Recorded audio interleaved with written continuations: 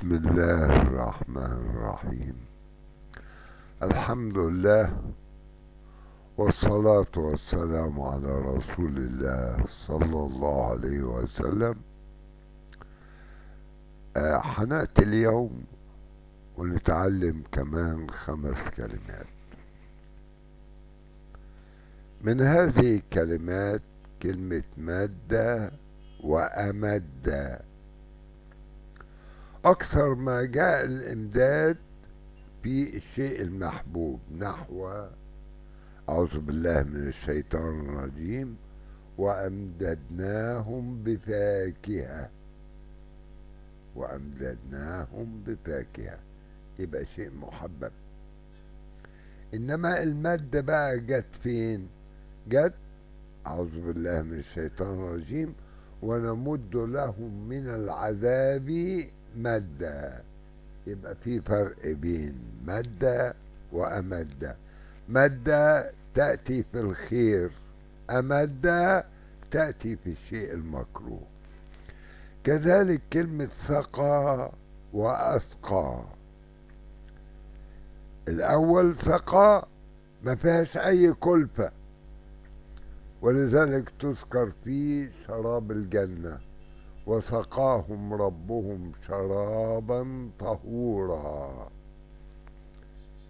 إنما التانية بقى جاية في الشيء اللي فيه كلفة، في الماء الذي نشربه في الدنيا.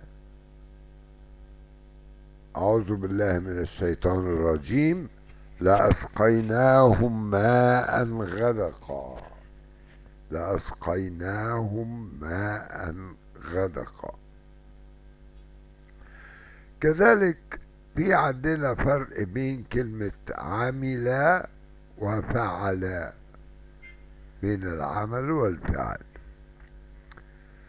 شوف القرآن الكريم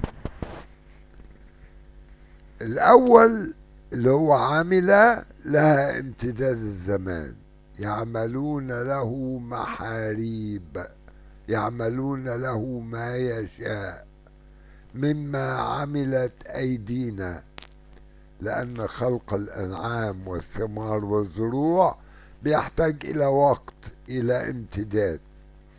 التاني بقى فعل تكون بخلاف وتكون سريعة.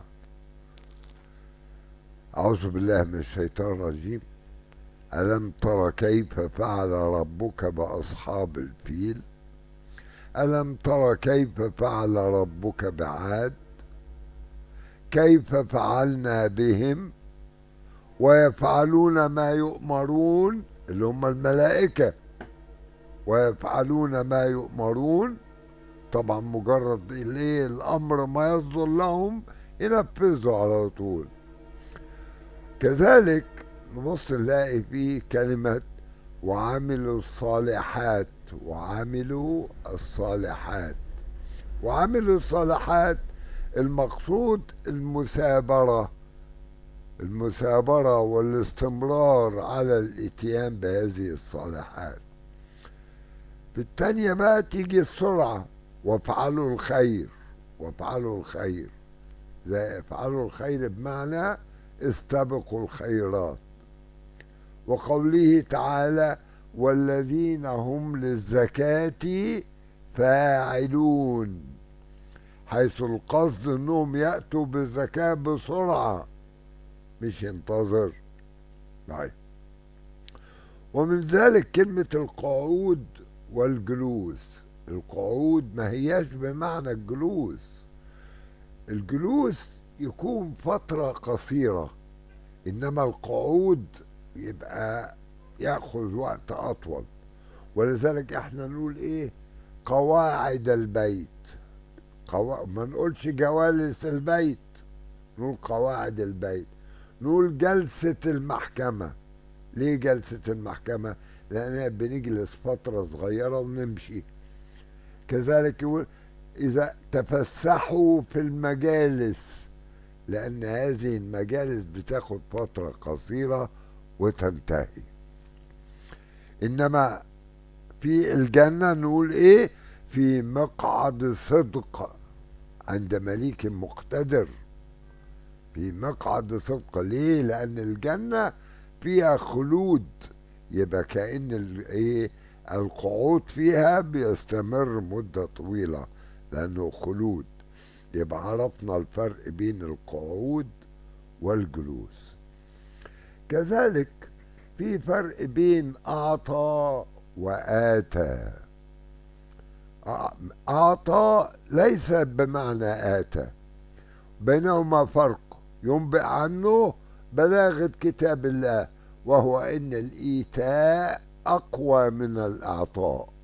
يعني هي هتكون بالقرآن أسهل إن شاء الله.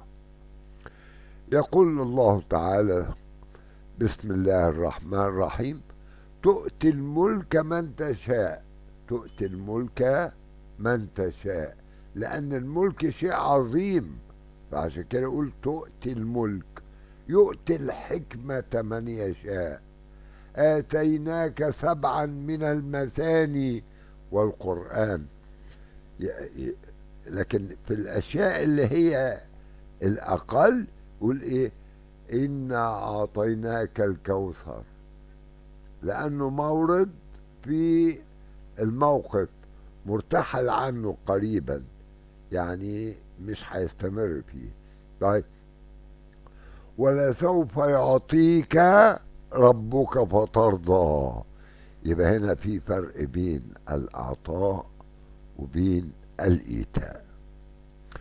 وعلى فكرة في هناك فرق كمان بين يعطي ويهب، لأن يعطي العطاء بيستمر باستمرار، أعطاني وأعطاني وأعطاني، إنما الهبة بتبقى مرة واحدة بس، وهبني كذا.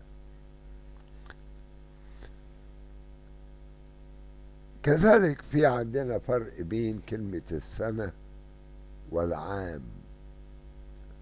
السنة غالبا تذكر في الأحوال السيئة، والعام يذكر في الأحوال يعني الأحوال الأحسن. يعني بنستعمل السنة في الشدة وفي الجدب وفي الكذا، بينما نستعمل كلمة العام في حالة الرخاء والخصوبة والغاء. ونلاحظها في الآية القرآنية عن سيدنا نوح لما ظل يدعو قومه، ظل يدعوهم قد ايه؟ 1000 سنة إلا 50 عاما. يعني 50 عاما دي مستثناة من 1000 سنة. 1000 سنة هو يدعو فيهم، إلا 50 عام. 50 عام فقط هي اللي جابت الإيه؟ النتائج. فعبر عن المستثني بالعام وعن المستثني منه بالسنة.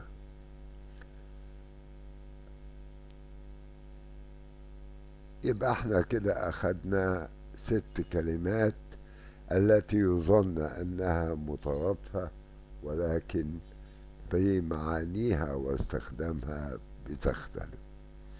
والسلام عليكم ورحمة الله وبركاته.